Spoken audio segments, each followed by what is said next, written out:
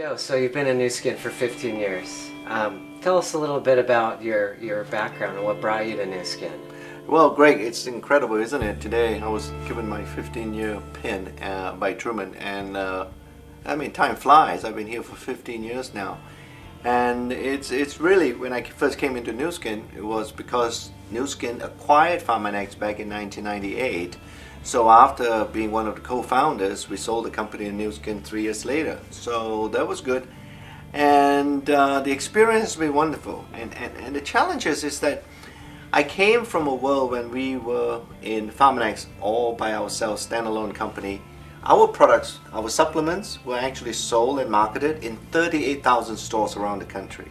So it was a good traditional business, mass market. We were doing well. In fact, we were profitable.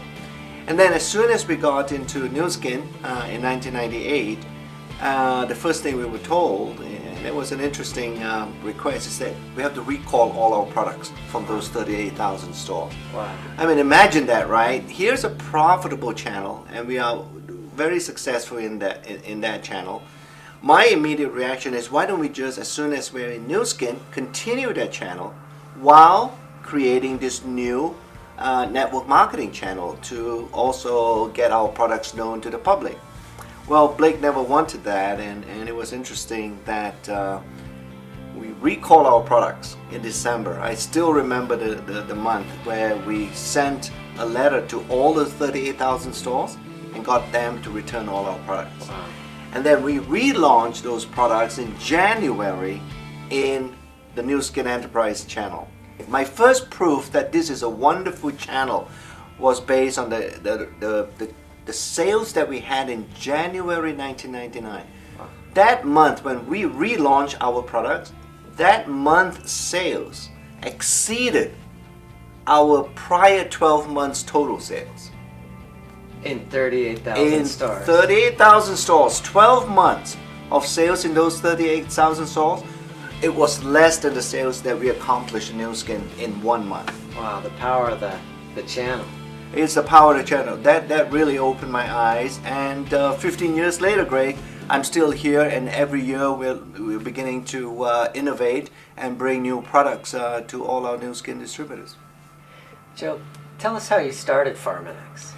Well, it's an interesting story, and I'm glad you asked, because it brings back wonderful memories for me. Well, 16 years ago, if you recall, I was actually in the drug industry. In other words, I was working for this company called Wyeth, and I had a friend by the name of Michael Chang, and he also worked in the drug industry, and he worked for another drug company called Merck up in Rahway, New Jersey. And we have been great friends for a long time, and so when one day we sat down, Mike sort of said, hey, are we interested in starting a new company? At that time, we sort of, both of us individually, we've been working for the drug industry for roughly more than 15 years now. So, and I said, what did you ask, Mike? And Mike said, well, I don't know about you, but every time I look into developing a new drug, we had to look at natural ingredients. And I always find this natural ingredient to be the most relevant and the most potent ingredient that we can use in the final drug. But my bosses always tell me you should not be interested in that because they were not patentable. I said, I'm curious you say that. I get exactly the same response from my bosses at Wyeth as well. And so it seems like the whole drug industry thinks that way. I wonder why, and I bet your bosses at Merck told you the same thing. Why at Wyeth, my bosses say, don't do any natural ingredients because they're not patentable, and therefore we can't make any money, right? And he said, yeah, that's why they're not interested. So, and I said, well, if they're not interested, could we start a company with this idea of turning natural ingredients into final products, in this instance, not into drugs, but into dietary or nutritional supplements? Mike say, that's a fascinating idea. Why don't we go start a company? That's the genesis of Pharmanex. Well, we started it and named the company Pharmanex. And by the way, Pharmanex was actually a name that we didn't use any fancy marketing company to come up with. It actually stands for the next generation of pharmaceutical companies. Oh, I see. Pharmanex, okay? Got it. So, and we said, well, we now need to go and get some funding for the company.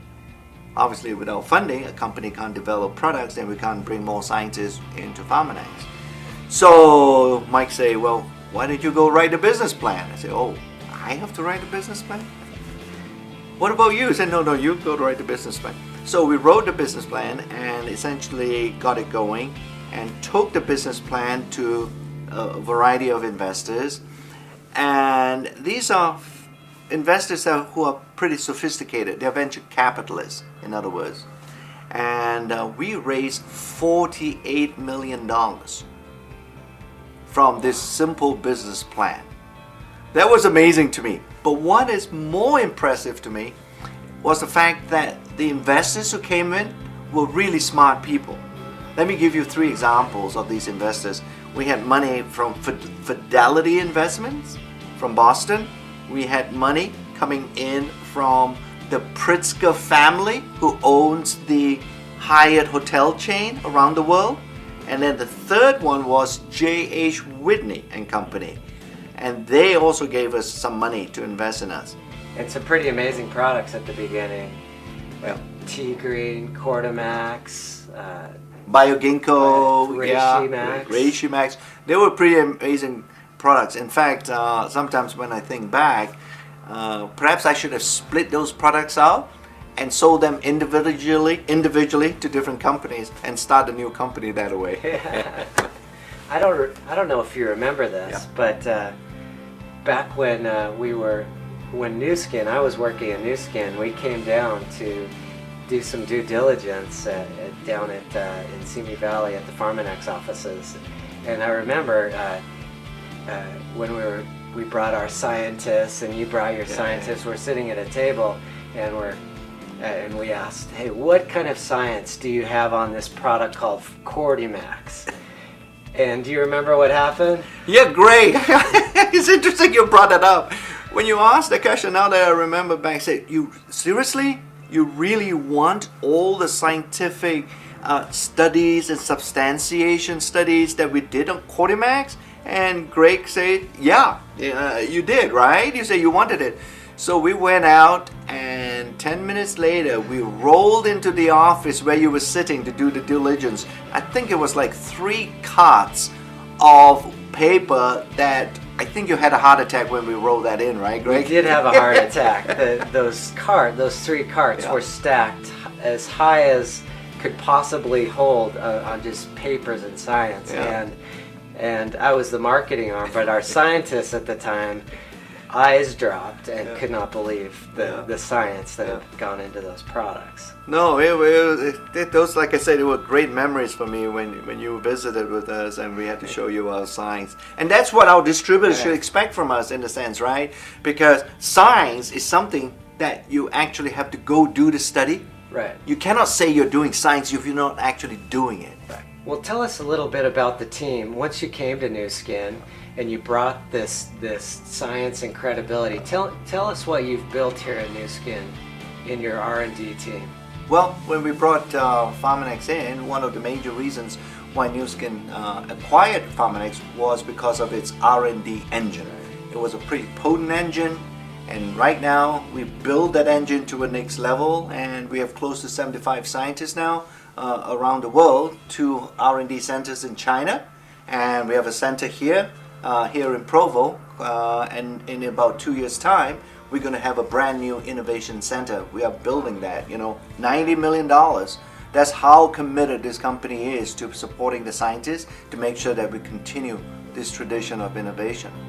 And in October of last year, Greg, you may remember that we acquired this company called LifeGen Technologies because of their genetic knowledge of aging.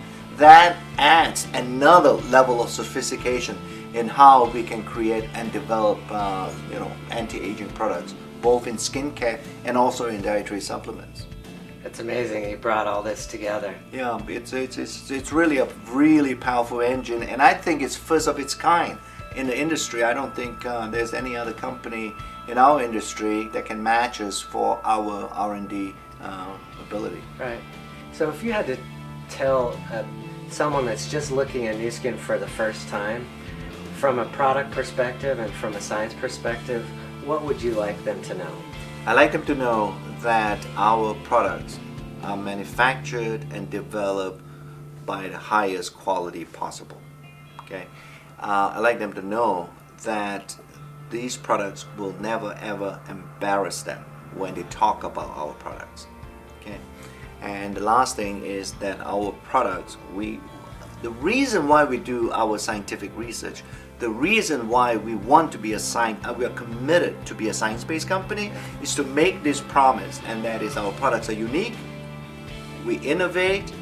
Okay, when we make a claim, in other words, that claim is substantiated by science and evidence that the product works and it is safe. And then finally is to make sure that our products, when you take them, you're going to feel better, and with time you are definitely going to be better as you get older. The difference demonstrated. The difference demonstrated, Nidhi. Yeah. Well, thank you for your time, Joe. My pleasure, Greg. Hopefully we have another chance to sit down and have a chat again. Great.